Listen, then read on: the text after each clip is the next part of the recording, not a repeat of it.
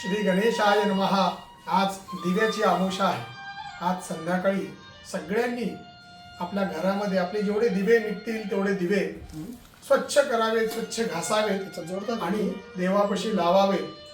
आजच्या दिव्याने आपल्या घरातलं दारिद्र्य नष्ट होतं, लक्ष्मीकारक योग येतो। त्याला दिव्याची अमावस्या म्हणतात। या दिव्याच्या अमावस्याची कथा पण फार चांगली आहे। एक राजाची सून आहे। ती राजाची सून दररोज तिचा नित्यनेम असायचा, आपले दररोज दिवे घासायचे आणि दररोज प्रज्वलित करायचा, हा तिचा नियम असायचा। एके दिवशी तिच्याकडनं चूक झाली होती। देवाचा प्रसाद तिने खाल्ला आणि सगळ्यांनी विचारलं कोणी खाल्ला, तर हिने आपलं उंदरावर ते लादलं आणि उंदराने खाल्लं असं सांगितलं। एके दिवशी त्या सगळ्या उंदरावर जो आळा आला, ते उंदराने त्यावेळेस सक्षम असलेले जे उंदीर आहे त्यांनी ऐकलं आणि सगळ्यांनी म्हणले की आपण हिला अद्दल घडूयात। सगळ्या उंदरांनी जी चोळी आहे ती उचलून एका नातेवाईकांच्या म्हणजे आलेल्या पाहुण्यांच्या गादीवर टाकून दिली। त्या सुनेवर, राजाच्या सुनेवर आळ आला आणि त्याच्यावर नाही तो संशय येऊन तिला राजाने घराच्या बाहेर काढलं, अशी आख्यायिका आहे। त्याच्यानंतर राजा बरेच दिवस, कारण राजाच्या घरातला जो दिवा प्रज्वलित होणं बंद झालं, ती सून दररोज नित्यनेमाने करायची, तो दिवा प्रज्वलित होणं बंद झाला आणि दिवा प्रज्वलित नसल्यामुळे घरातलं दारिद्र्य हळूहळू वाढत गेलं आणि राजा दीन होऊन एकदा जेव्हा जंगलात गेला, त्या जंगलामध्ये संध्याकाळ झाल्यानंतर एका मोठ्या झाडावर सगळे दिवे एक वेगळं रूप घेऊन आज आपसात बोलतायत। कारण आजची दिव्याची अमावस्या, प्रत्येकाला काहीतरी नैवेद्य मिळतो, सगळेजण आपापली चर्चा करत, मी अमुक दिवा आहे, मी अमुक घरचा दिवा आहे, अमुक घरचा दिवा आहे आणि मला अमुक अमुक खायला मिळालं असं प्रत्येक जण म्हणतात।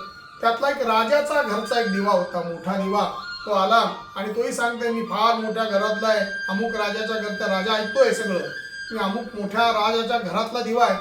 पण बरेच दिवस झालं राजाची सून आहे ती घरात नसल्यामुळे तो दिवा प्रज्वलित होणं बंद झालं आणि राजाने त्याच्यावर चुकीचा आळ घेतला, सगळ्यांनी त्याच्यावर चुकीचा आळ घेतला आणि म्हणून तो मी घरातला प्रज्वलित होणं बंद झालं, मला नैवेद्य बंद झाला असं त्या दिव्याने जेव्हा सांगितलं, त्या राजाने ऐकलं आणि दिव्य दिवे होते सगळे। राजाने तो ऐकल्यानंतर घरी आला।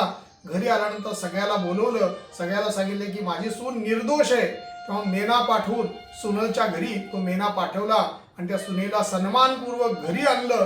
त्या दिवशी तो दिवे पुन्हा त्या राजाने त्या सुनेला सांगितले की तू जशी दिवे प्रज्वलित करत होतीस तसेच पुन्हा तू दिवे प्रज्वलित कर, म्हणजे आपल्या घरातलं दारिद्र्य जाईल असं त्या राजाने सुनेला सांगितलं आणि त्या सुनेने पुन्हा व्यवस्थित सगळे दिवे घासून प्रज्वलित केले। त्या दिव्याला नैवेद्य फुटाण्याचा, खडीसाखरेचा, गुळाचा, फळांचा नैवेद्य दाखवला आणि दिवे प्रज्वलित केले।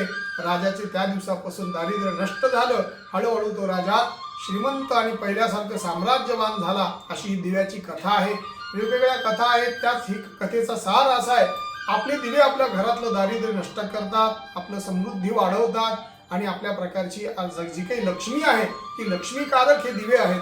दिवे प्रज्वलित करताना एक खबरदारी घ्यायची, दिव्याची ज्योत जी आहे ती पूर्वेला लावावी किंवा उत्तरेला लावावी। पश्चिमेकडे कधीही वात लावू नये, दक्षिणेकडे कधीही वात लावू नये। दिवा हा घराचा एक प्रकारे लक्ष्मीकारक आहे, म्हणून सगळ्यांनी आजची दिवे सगळे घासून प्रज्वलित करावे, म्हणजे आपली दिवे आणि आपली लक्ष्मी वाढत जाते।